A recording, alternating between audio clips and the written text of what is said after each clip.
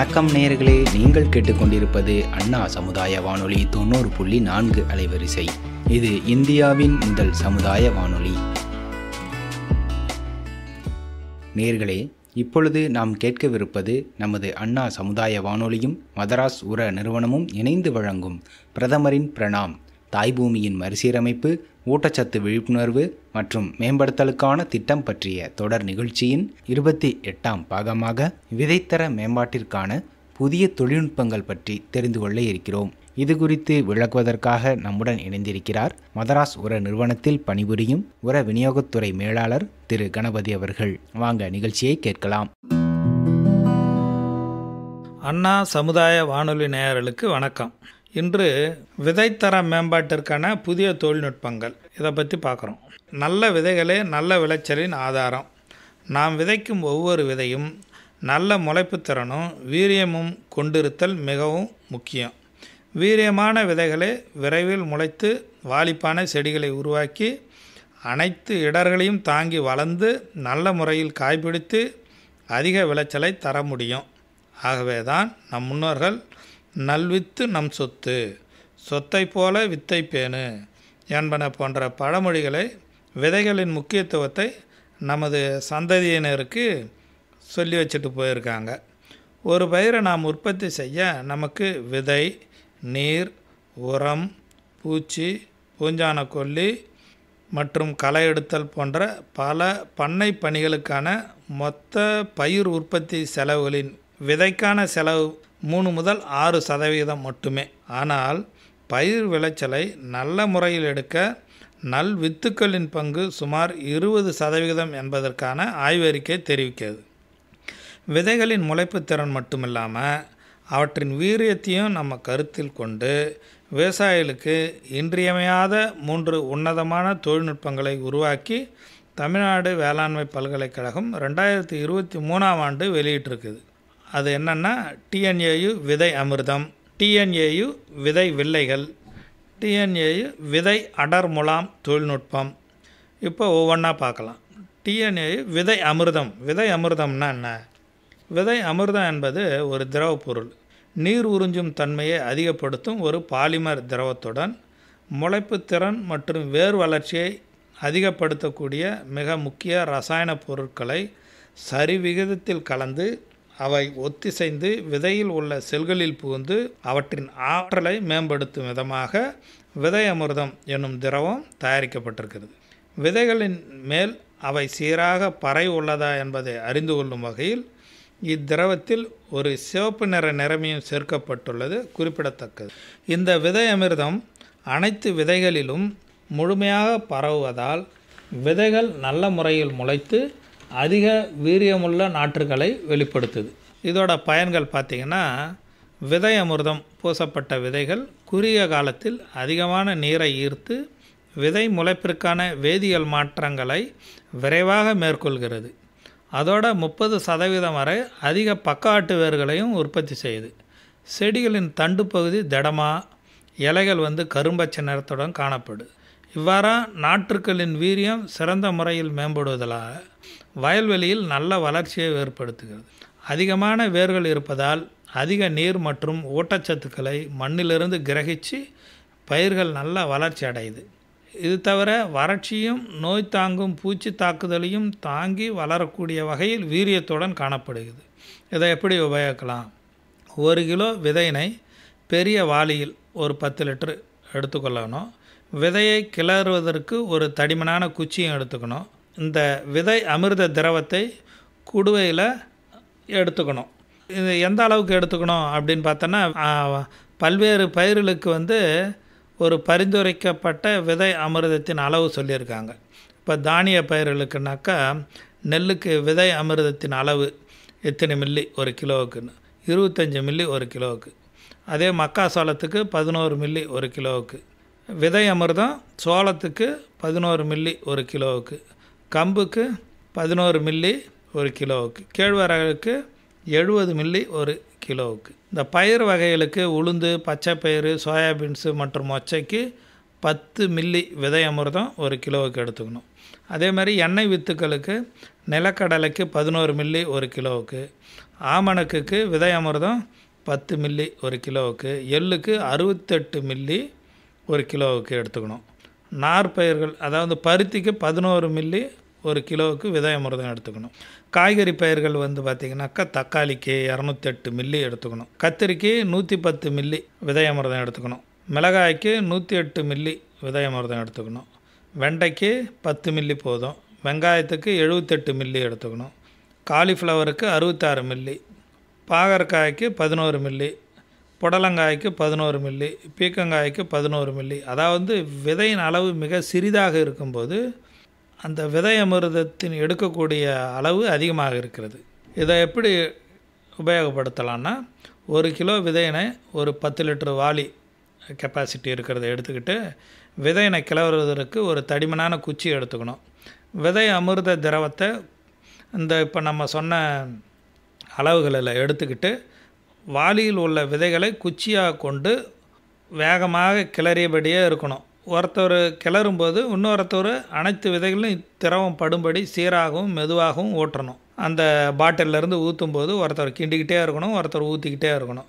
இந்த எல்லா விதைகள்லையும் இது படுற மாதிரி இருக்கணும். 2-3 நிமிஷங்கள் இந்த விதைகளை ஊற்றிக்கிட்டு கிளறிக்கிட்டே இருக்கும்போது எல்லாமே வந்து இதுக்கு வந்து மேலே வந்து ரெட் கோட்டிங் இருக்குன்னு சொன்னோம் இல்லையா. இது எதுக்காகனாக்கா இது எல்லாத்துக்கும் பரவிடுச்சா அப்படிங்கிறத பார்க்குறதுக்கு தான். அந்த சிவப்பு வண்ணத்துக்கு எல்லா விதைகளும் மாறிடுச்சுன்னா விதைகளை ஒரு தார்பாய் மீது கொட்டி அப்படியே நிழலில் உலர்த்தணும். 10-20 நிமிடங்களுக்கு இந்த விதைகள் நன்கு காய்ந்து விடும், அதில் இருக்கிற ஈரம்லாம் போயிடும். இப்படி முலாம் பூசப்பட்ட விதைகளை நாம் உடனேயும் விதைக்கலாம், அல்லது சில மாதங்கள் வரை சேமித்து வச்சும் விதைக்கலாம். விதை அமிர்தம் வந்து அனைத்து பயிர் விதைகளுக்கும் ஏற்றவாறு தயாரிக்கப்பட்டிருக்குது. பயிர்களும் முலாம் பூசுவதற்கான அளவுகளும் இப்போ சொன்ன முறையில் அளவுகளில் நம்ம எடுத்துக்கிட்டு அதிக அளவில் விதைகளை முலாம் பூசுவதற்கு சிறிய மற்றும் பெரிய முலாம் பூசும் இயந்திரங்களை வடிவமைக்கப்பட்டிருக்கு. இதுக்கு இயந்திரங்களை கூட இருக்குது. இது வந்து தமிழ்நாடு வேளாண்மை பல்கலைக்கழகத்தில் உள்ள விதை மையத்தில் இந்த இயந்திரங்களும் இருக்குது. அதன்படியும் நம்ம பயன்படுத்தி பயன்பெறலாம். இப்போ இந்த விதை வில்லைகளை எப்படி பயன்படுத்துறது? நகர்ப்புறங்கள் வந்து விரிவடைஞ்சு வரும் இன்றைய காலகட்டத்தில் தனி வீடு, அடுக்குமாடி கட்டடங்கள் வசிக்கும் மக்கள் எண்ணிக்கை அதிகரித்து கொண்டே இருக்குது. வீட்டு தோட்டங்கள் அமைக்கக்கூடிய சூழ்நிலைகள் இருந்தாலும் தொட்டிகளிலேயே காய்கறிகளை வளர்த்து பயன்படுத்தும் ஆர்வம் மக்களிடையே உள்ளது. வீட்டு தோட்டத்தில் 6-7 காய்கறி பயிர்களை வளர்த்தால் ஒரு குடும்பத்துக்கு தேவையான காய்கறிகளை பெற முடியும். ஆனால் 6-7 வகையான காய்கறி விதைகளை தனித்தனியே வாங்கி பின் அவற்றுக்கு தேவையான ஊட்டச்சத்துக்களையும் வாங்கி பயன்படுத்துவதில் மக்கள் அதிக நேரத்தையும் பணத்தையும் செலவு செய்ய வேண்டியிருக்கு. இதை மனசில் வச்சுக்கிட்டு நகர்ப்புற மக்களுக்கு காய்கறி பயிர்களை வளர்க்க எளிதாக்கும் வகையில் விதை வில்லைகள் என்ற தொழில்நுட்பம் உருவாக்கப்பட்டிருக்கு. இதற்கு தக்காளி, மிளகாய், கத்திரி, வெண்டை, முள்ளங்கி, பாகக்காய் மற்றும் பீர்க்கங்காய் இதனோட விதைகளை பயன்படுத்துகிறாங்க. முதல்ல இந்த விதைகளை விதை அமிர்தம் கொண்டு முலாம் பூசப்படுது. பிறகு விதை வீரியமேற்றும் தொழில்நுட்பம், அது சீட் ப்ரைமிங்னு சொல்கிறாங்க, கொண்டு இதையும் வீரியமேற்றுறாங்க. இவ்வாறான தரம் உயர்த்தப்பட்ட விதைகள் விதை வில்லைகளாக தயார் செய்யப்பட்டு பயன்படுத்தப்படுகிறது. இந்த விதை வில்லைகள் தயாரிக்க பயன்படுத்தப்படும் ஊடக கலவையானது விதை முளைப்பு மற்றும் செடிகளின் வளர்ச்சிக்கு தேவைப்படும் இடுபொருட்களான மண், தேங்காய் நார் கழிவு, மண்புழு உரம் மற்றும் வேர் உட்பூசணம் ஆகியவற்றை குறிப்பிட்ட விகிதாச்சாரத்தில் கலந்து ஒரு கலவையாக தயார் செய்யப்படுது. இதை ஒரு இயந்திரத்தை கொண்டு 3x3x1.5 சென்டிமீட்டர் என்ற அளவு கொண்ட வில்லைகளை வந்து தயார் பண்ணி அதனுள் தரமான வீரியமேற்றப்பட்ட காய்கறி விதைகளை வைத்து விதை வில்லைகள் உருவாக்கப்படுறது. இவை நன்கு காய வைக்கப்படுகிறது.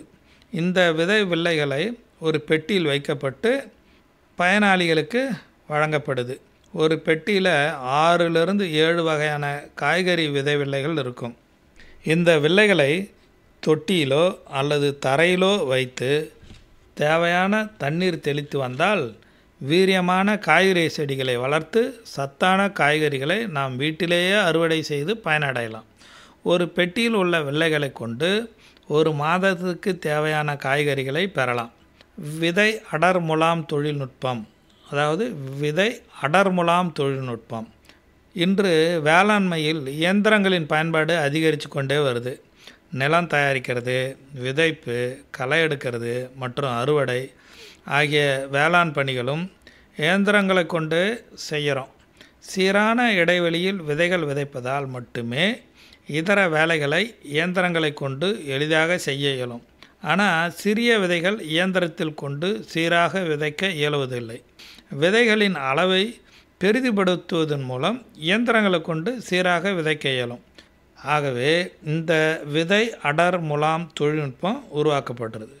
இந்த தொழில்நுட்பத்தில் தகுந்த ஒட்டுண்ணி பசையையும் தகுந்த நிரப்பு பொருளையும் கொண்டு விதைகளை அடுக்கடுக்காக முலாம் பூசப்பட்டு அடர் முலாம் உருவாக்கப்படுது. இதற்கு முதலில் விதைகளை மிதமான ஈரம் செய்து பிறகு அதன் மேல் தகுந்த அளவு நிரப்பு பொருள் ஏற்றப்படுது. இதுக்குன்னு தனி இயந்திரம் கொண்டு மட்டுமே இந்த தொழில்நுட்பத்தை செயல்படுத்த முடியும். அடர் முலாம் செய்த விதைகள் எடையில் 7-8 மடங்கு அதிகம், அளவில் 3-4 மடங்கும் பெரிதாகி காணப்படும். இவ்விதைகளை விதைக்கும் இயந்திரங்களை கொண்டு சீராக விதைக்கலாம். முளைக்கும் பயிர்கள் சீரான இடைவெளியில் காணப்படும். இந்த தொழில்நுட்பம் அனைத்து சிறிய வகை விதைகளுக்கும் உருவாக்கப்பட்டிருக்கிறது. உதாரணமாக தக்காளி, கத்திரி, மிளகாய், முள்ளங்கி, கேரட்டு, வெங்காயம், கீரை விதைகள், சிறுதானிய பயிர்கள் மற்றும் நெல்லுக்கு. விதை விதைத்தவன் உறங்கினாலும் விதைகள் உறங்குவதில்லை என்பது சான்றோர் வாக்கு. நல் விதைகளே அமோக விளைச்சலுக்கு ஆதாரம். ஆகையினால் ஒவ்வொரு விவசாயியும் நல்ல விதையை தேர்ந்தெடுத்து வீரியமேற்றும் தொழில்நுட்பங்களை கையாண்டு வயலில் விதைத்தால் சரியான எண்ணிக்கையில் பயிர்களை பராமரித்து சீரான வளர்ச்சியுடைய பயிர்களை பெற்று அதிக விளைச்சலை நம்ம பெறலாம். நேயர்களே, தொடர்ந்து நாம் கேட்கவிருப்பது திரு கணபதி மற்றும் திருமதி முக்தா அவர்கள் பங்கு பெறும் பிரதமரின் பிரணாம் திட்டம் பற்றிய கலந்துரையாடல். வணக்கம் சார். வணக்கம் மேடம். சமீப காலமாக PM பிரணாம் திட்டம் என்ற முழக்கம் கேட்கப்படுகிறது. அதற்கு என்ன காரணம் சார்? அதாவது 28/6/2023 மத்திய அமைச்சரவையின் கூட்டத்தின் பிரகாரம் PM பிரணாம் என்ற திட்டத்தை அறிமுகப்படுத்தினாங்க. அதுக்கு ஒப்புதல் அளித்தாங்க. அது என்னென்னா, மண்ணோட வளம் ரொம்ப குறைஞ்சி போச்சு, அதை இம்ப்ரூவ் பண்ணணும், அதுக்கு என்ன பண்ணலாம் அப்படிங்கிறத காயின் பண்ணி PM பிரணாம் அப்படின்னு, அதாவது program for restoration, awareness generation, nourishment, amelioration of mother earth, இதோட சுருக்கமே PM பிரணாம் திட்டம் அப்படிங்கிறது. அதை தமிழில் சொல்லணும்னா, பூமி தாயை மீட்டெடுத்தல், மண்ணின் தற்போதைய வளம் குறித்து தெரிந்து கொள்ளுதல், அதை பற்றி நமக்கு விழிப்புணர்வு ஏற்படுத்துதல், மண்ணை ஊட்டமேற்றுதல், அதை வளப்படுத்துதல், மறுபடி சீர்திருத்துதல், மண்ணின் தரத்தை மேம்படுத்துதல், இதை சார்ந்து தான் இந்த ப்ரோக்ராமை வைத்திருக்கிறாங்க. இந்த ப்ரோக்ராமை யார் ஆர்கனைஸ் பண்ணுறாங்கன்னா, டிபார்ட்மெண்ட் ஆஃப் ஃபெர்டிலைசர், மத்திய அரசின் உரத்துறை நிறுவனம். அவங்க ஏன் இதுக்கு முன்னெடுப்பு எடுக்கிறாங்க அப்படின்னா, இது மண்ணோட வளம் குறைந்ததற்கு பெருமளவு காரணம் உரங்களே அப்படிங்கிறாங்க. அதாவது இது பல வகையில் பின்னி பிணைந்திருக்குது. இப்போது கோப் 2023 ஐக்கிய நாடுகள் சபையில் இது இலக்குகளை நிர்ணயிச்சிருக்காங்க. அந்த இலக்குகள்லேயும் கிளைமேட் சேஞ்சை பற்றி பண்ணியிருக்காங்க. அதில் கிளைமேட் சேஞ்ச் பண்ணும்போது ஐக்கிய நாடுகள் சபையில் அதிகப்படியான நீர் வளத்தை உறிஞ்சுவது விவசாய தொழிலாக இருக்கிறது. 13% நீர் உறிஞ்சப்படுவது விவசாய தொழிலாக இருக்கிறது. அது மட்டும் இல்லாமல் மண்ணுடைய தன்மையை கெடுவதற்கும் அதிகப்படியான உரங்களை உபயோகிக்கிறதும் பூச்சிக்கொல்லி மருந்துகளை உபயோகிக்கிறதும் காரணமாக இருக்குது. அதனால் இந்த இம்பேலன்ஸ் மண்ணில் இவ்வளோ பிரச்சனைகள் இருக்கிறது. நமக்கு வந்து ஊட்டமான பொருட்களும் கிடைக்கிறதில்ல. அதிகப்படியான தழைச்சத்தை நம்ம அதிகப்படுத்தி மீதம் இருக்கிற சத்துக்களை எடுக்க முடியாமல், அதாவது ஒரு சத்து அதிகமாகுறதுனால தழைச்சத்தையே அதிகப்படுத்தி நம்ம விவசாயம் பண்ணுறதுனால இதர சத்துக்கள் பயிர்களுக்கு கிடைக்க மாட்டேங்குது. ஸோ இதெல்லாம் நிவர்த்தி பண்ணணும் அப்படின்னா சமச்சீர் உர நிர்வாகம் அப்படின்றத பண்ணணும். சமச்சீர் உர நிர்வாகம்னா மறுபடியும் நம்ம இயற்கையை நோக்கி போகணும். அதே சமயத்தில் ஒரே அடியாக நம்ம செயற்கை உரங்கள்லேருந்தும் விடுபட முடியாது. ஏன்னா நம்மளுடைய ஜனத்தொகை பெருகி கொண்டே இருக்கிறது. அதற்கு தகுந்தாற் போல் நாம் உணவு உற்பத்தியும் செய்து கொடுக்கணும். ஸோ இதெல்லாம் கருத்தில் வச்சு தான் எல்லாத்துக்குமே காரணம் இந்த தாய் பூமி தான். நம்ம எந்த அளவுக்கு தாய் பூமியை பேணி காக்கிறோமோ அந்த அளவுக்கு அவங்க நமக்கு எல்லா வளங்களையும் வாரி வழங்குவாள் என்பது அறிந்து தான் பிரதமர் இந்த திட்டத்தை நம்மளுக்கு முன்னெடுத்து கொடுத்துருக்குறாங்க. அதுதான் முதல் இலக்கான பூமியை மீட்டெடுத்தல். ஆமாம். அடுத்தது மண்ணின் தற்போதைய வளம் குறித்து விழிப்புணர்வு ஏற்படுத்துதல் என்ற 2வது இலக்கு பற்றி கொஞ்சம் சொல்லுங்கள் சார். விழிப்புணர்வுன்றது இப்போ இந்த விஷயம் அதிகமாக உரம் போடுறோம், மண்ணில் தரம் குறைஞ்சி போச்சு, பிளாஸ்டிக் அதிகப்படுத்துகிறோம், இது எல்லாருக்குமே பெரும்பாலும் எல்லாருக்கும் தெரியும். விவசாயிகளும் இது கிராம லெவல்லேருந்து தெரியணும். அடிப்படை அளவு வந்து அதிகமாக உபயோகப்படுத்துறது கிராமத்தின் அடிப்படை நிலையிலேருந்து தெரியணுங்கிறதுக்காக தான் அவங்க நிலையிலேருந்து கீழ்த்தட்டு நிலையிலிருந்து வரணும். இதை மண்ணோட தன்மை அதில் மக்கும் தன்மை அதிகமாக குறைஞ்சி போச்சு. மக்கும் தன்மை அதிகமாக குறைஞ்சி போயிட்டனாலே நம்ம நீர் பிடிப்பும் குறைஞ்சி போயிடும். மண்ணில் நீர் பிடிப்பு, வாட்டர் ஹோல்டிங் கெப்பாசிட்டின்னு சொல்லுவோம், அந்த நீர் பிடிப்பு தன்மையும் குறைஞ்சி போயிடும். நம்ம ஒரு தடவை மழை பெய்தா மாதம் மும்மாரி பெய்க அப்படின்னு சொல்லுவோம். அந்த மும்மாரி பெய்யும்போது 3 தடவை மழை இல்லை ஒரு மாதத்துக்கு 2 தடவை மழை பெய்தா கூட அதில் வந்து அந்த மண்ணில் நீர் தேங்கி இருக்கிற நீர் வந்து அந்த பயிர்களுக்கு தொடர்ந்து நீர் வளத்தை கொடுத்துக்கிட்டு இருக்கோம். ஆனால் தற்போதைய நிலைமை இன்றைக்கி மழை பெய்ததுன்னா தண்ணி வச்சோன்னா அடுத்த நாளே போயிடுது, அடுத்த நாளும் தண்ணி வைக்க வேண்டிய சூழ்நிலை ஆகுது. இதுக்கு காரணம் என்னென்னா அதில் ஹியூமஸ், அதாவது மக்கும் தன்மை உள்ள பொருட்களினுடைய அளவு குறைஞ்சி போச்சு. அதாவது carbon content, CN ratio, carbon nitrogen ratio அப்படின்ற அளவு குறைஞ்சிட்டதுனால நம்ம அந்த ஹியூமஸ் குறைஞ்சிட்டனால மண்ணில் தண்ணியோட காப்பாற்றும் தன்மை குறைஞ்சி போயிடுது. அப்போது அதுக்கு முன்னாடி வந்து 30 அடியில் வந்து நமக்கு நீர் சுரந்துக்கிட்டு இருந்தது. இப்போ 1200 அடிக்கு கீழே நீர்வளம் போயிடுச்சு, வாட்டர் லெவல். ஆமாம், அது போயிடுச்சு. இதுக்கு காரணம் என்னன்னாக்கா நம்மளுடைய வாட்டர் ஹோல்டிங் கெப்பாசிட்டி குறைஞ்சிருச்சு. அது மாத்திரம் காரணம் கிடையாது, நம்மளுடைய வளர்ந்து வரும் ஜனத்தொகைக்கும் பூமி வெப்பமடைகிறதுனாலையும் நமக்கு வந்து அந்த நீர்வளம் குறைஞ்சி போயிடுறது. ஸோ இதை வந்து தான் காப்பாற்றுறதுக்காக இந்த மண்ணின் தற்போதைய வளம் குறித்து அதை பற்றி விழிப்புணர்வு ஏற்படுத்துகிறோம். அடுத்த இலக்கு, 3வது இலக்கு மண்ணை ஊட்டமேற்றுதல் அல்லது வளப்படுத்துதல் மற்றும் சீர்திருத்துதல், அதன் தரத்தை மேம்படுத்துதல் என்பதாகும். இதற்கு எப்படி வழி சொல்கிறார்? அதாவது மண்ணை ஊட்டமேற்றுதல்னா இப்போ நமக்கு புரிஞ்சு போச்சு மண்ணோட பிரச்சனை என்ன, நம்ம ஏன் காப்பாற்றணும், இதுக்கு என்ன நம்ம வழி, இதுக்கு நம்ம என்ன வகையில் ஊட்டம் ஏற்படுத்தணும். அப்போ அந்த காலத்தில் பார்த்தீங்கன்னா மாடுகள் வந்து கிடை போடுவாங்க, ஆடு மாடுகளை கிடை போடுவாங்க. ஒரு 15 நாள் மேய்ச்சலில் அந்த விளைநிலங்களில் விட்டு கிடை போடுவாங்க. 2வது பசுந்தாள் உரங்களை இடுவாங்க. அப்போ அந்த காடு மாதிரி வளர்ந்துருக்கிற ரோட் சைடில் இருக்கிற மரங்கள் செடிகள் கொடிகள்லாம் இருக்குதுன்னு வச்சுங்களேன், அதையெல்லாம் அங்கே வந்து அதையெல்லாம் வெட்டி அதையெல்லாம் சிறகு கழித்து அதை மூட்டையாக அதை கட்டி வண்டியில் கொண்டு வந்து நிலத்தில் போட்டு அதை நிலத்தில் பரப்பி அதை வந்து ஒரு உழவு ஓட்டி அந்த மண்ணுக்குள்ளே புதைச்சி அதை மக்கின பிறகு விவசாயம் பண்ணும்போது அந்த மக்கிய இது வந்து பயிர்களுக்கு கிடைத்து விவசாயிகளுக்கு பலனளித்தது. அது இல்லாத சமயத்தில் சணப்பை, கொழிஞ்சி, பில்லி பேசரா, தக்கப்பூண்டு இந்த மாதிரி பசுந்தழை உரங்களை கொடுக்குற பயிர்களை பயிரிட்டு அது பூக்கும் தருவத்திற்கு முன்னாடி அந்த மண்ணிலேயே உழவு ஓட்டி அதை வந்து விவசாயம் பண்ணுவாங்க. ஸோ இதுதான் பசுந்தாள் உரம், பசுந்தழை உரம் அப்படிங்கிற 2 கான்செப்டில் நம்ம பண்ணியிருக்கோம். கிடை கட்டுறது ஆடு மாடுகளை வச்சு.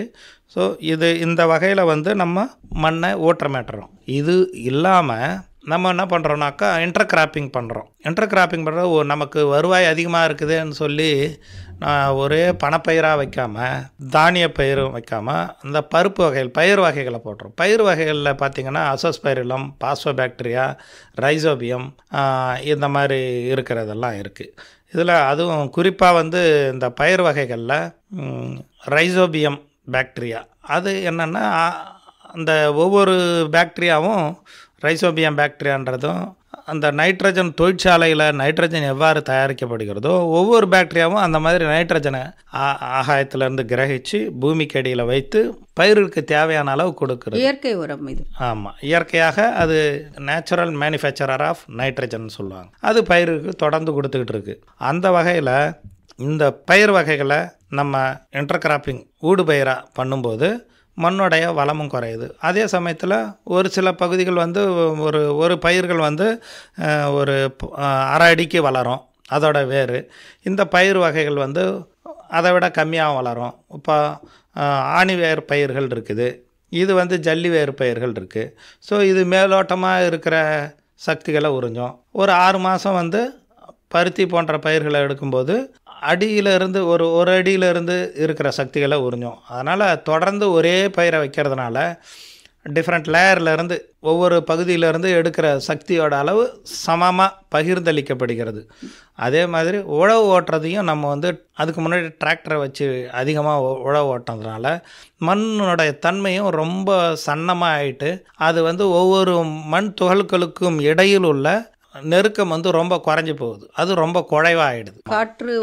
காற்றோட்டம் அதிகமாக இருக்கணும். ஒரு காற்றோட்டம் அதிகமாக இருந்ததுன்னா பயிர்கள் வளர்கிறது, விதைகள் முளைக்கும் எளிதாக. ஆமாம், இந்த வகையில் நம்ம இந்த மண்ணை சீர்திருத்துறதுன்னும் போது ஒரு சமயத்தில் வந்து அமில நிலங்களும் கார நிலங்கள் இருக்கும். இதுக்கெல்லாம் வந்து நம்ம சுண்ணாம்பு சத்துக்களையும் ஜிப்சம் இது போன்றவங்களாம் போட்டு நம்ம மண்ணை சமன்படுத்தி கொண்டு வந்து விட்டோம்னா எல்லா சத்துக்களும் நம்ம பயிர்களுக்கு கிடைக்கும். பயிர்களுக்கு 16 வகையான சத்துக்கள் தேவை. என்னென்னதுன்னா carbon, hydrogen, oxygen, nitrogen, phosphorus, potash, calcium, magnesium, sulphur, copper, molybdenum, boron, iron எல்லா சத்துக்களும் தேவை. ஒன்னோட சத்து அதிகமாக ஆனாலும் அது இன்னொரு சத்தை வந்து எடுக்கிறதுக்கு தடையாக இருக்கக்கூடாது. இதுதான் வந்து சினர்ஜெட்டிக் எஃபெக்ட்னு சொல்கிறது. அதான் வந்து ஒரு சில சக்தி என்ன பண்ணணும்னா அதிகப்படியாக ஒன்று கொடுக்கும்போது அடுத்த நியூட்ரியன்ட்டு பயிருக்கு கிடைக்கிறது தடைப்படும். ஸோ அந்த மாதிரி கொண்டு வராமல் மண்ணின் தன்மை pH லெவல் 7 பராமரிக்கும் போது எல்லா சத்தும் பயிர்களுக்கு கிடைக்க ஏதுவாகிறது.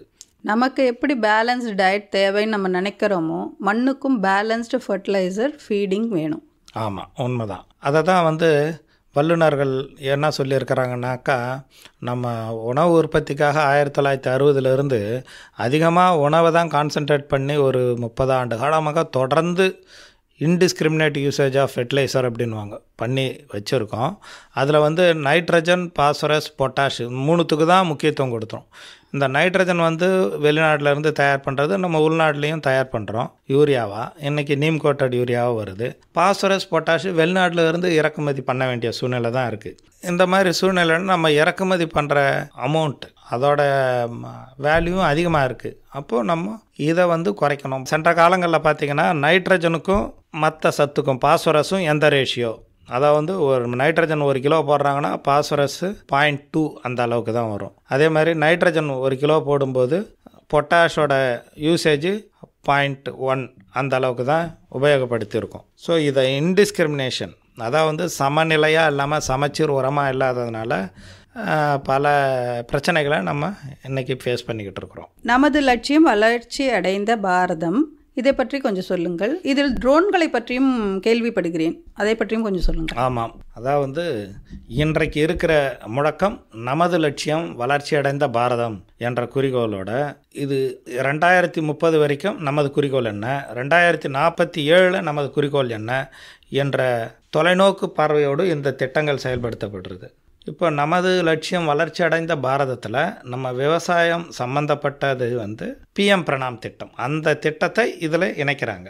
இந்த பிஎம் பிரணாம் திட்டத்தையும் இந்த ட்ரோன்களின் உபயோகம் திட்டத்தையும் நம்ம சொல்லியிருக்கோம். இப்போ பிஎம் பிரணாம் திட்டத்தை வந்து மண்ணின் வளர்ச்சியை பற்றி சொல்லியிருக்கோம். இப்போ ட்ரோன்களின் உபயோகம் என்ன அப்படின்னும்போது ட்ரோன்கள் மூலமாக இது வந்து ஒரு சின்ன ஹெலிகாப்டர் மாதிரி மேலே பறந்து போய் பூச்சி மருந்து இப்போ அதிகமாக இந்த உரங்களுக்காக நேனோ உரங்களை தயார் பண்ணுறோம். அப்போது தழைச்சத்து தான் அதிகமாகப்படுத்துகிறோம். இது மூட்டை அளவில் தான் இருக்குது. அந்த மூட்டைகளை வந்து ஒரு இடத்துலேருந்து இன்னொரு இடத்துக்கு கொண்டு போகிறதுக்கு ஏற்படுகிற செலவு, மூட்டை உரங்களை தயார் பண்ணுறதுக்கு உண்டான செலவு, இவையெல்லாம் கணக்கிட்டு பார்க்கும்போது புதிய தொழில்நுட்பமாக நேனோ யூரியாவை வந்து அறிமுகப்படுத்தியிருக்கு. அதில் நேனோ யூரியா வந்திருக்கு, நேனோ டிஏபி வந்திருக்கு.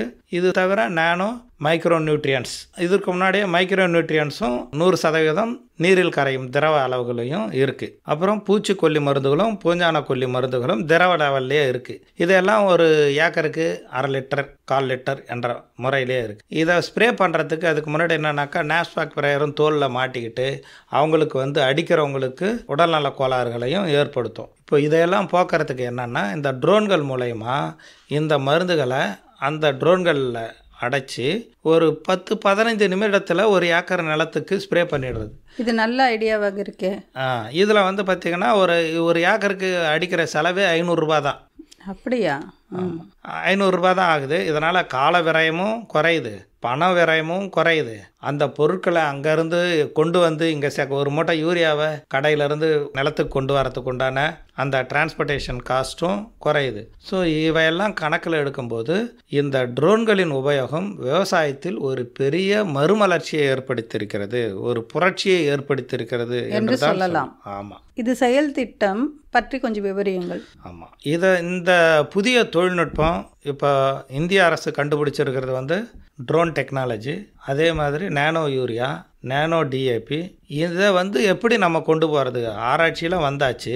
இதை வந்து நமது லட்சியம் வளர்ச்சியடைந்த பாரதம் என்ற முழக்கங்களின்படி, இந்த திட்டங்களின்படி விவசாயிகளுக்கு 29 மாநிலங்களில் மாவட்டந்தோறும் கிராமங்கள் தோறும் இந்த ட்ரோன்களின் செயல் விளக்கத்தை விவசாயிகளுக்கு கொண்டு சேர்க்க இந்த யாத்திரையில் முடிவெடுக்கப்பட்டது.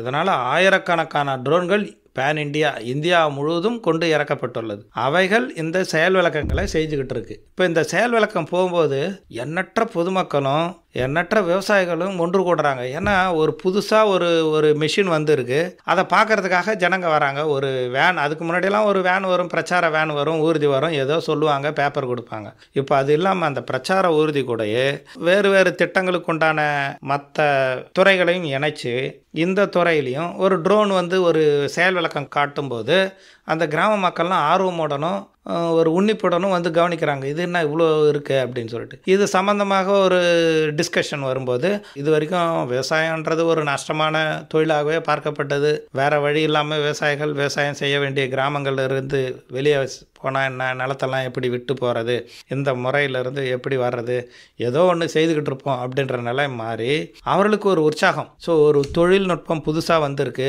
இதில் நமக்கு செலவும் குறையுது, நமக்கு வருவாயும் அதிகமாகுது அப்படின்ற எண்ணம் வந்து இந்த செயல் விளக்கங்கள் மூலமாக அந்த அறிஞர்கள், அதாவது வந்து அக்ரிகல்ச்சர் ஆஃபீஸர், விவசாய அலுவலர்கள், இவர்கள் இந்த திட்டங்களை பற்றி விவசாயிகளுக்கு விளக்கும்போது அவர்களும் உற்சாகம் அடைகிறார்கள். இது பற்றி மேலும் மேலும் தெரிந்து கொள்றதுக்காக உற்சாகம் காட்டுகிறார்கள்.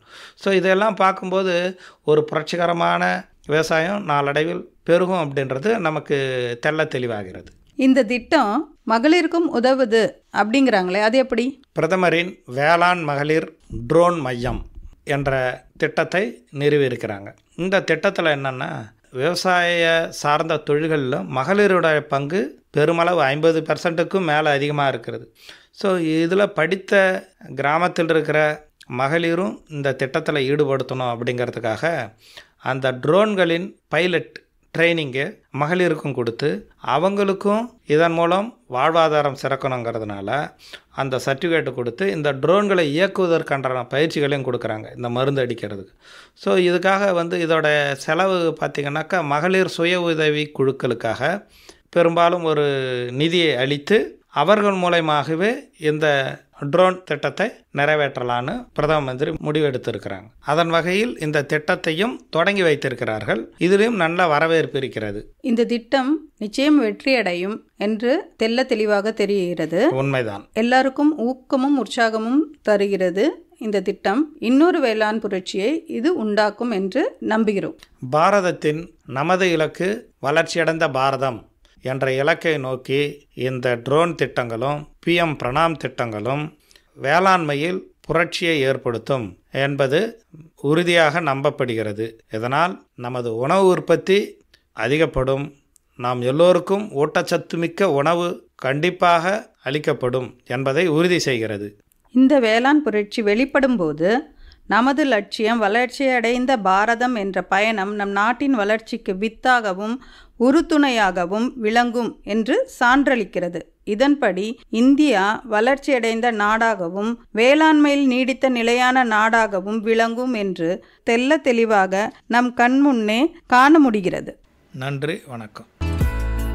நேர்கள் இதுவரை கேட்டது நமது அண்ணா சமுதாய வானொலியும் மதராஸ் உர நிறுவனமும் இணைந்து வழங்கிய பிரதமரின் பிரணாம் திட்டம் பற்றிய தொடர் நிகழ்ச்சியின் 28ஆம் பாகம். மீண்டும் அடுத்த நிகழ்ச்சியில் சந்திப்போம். நன்றி, வணக்கம்.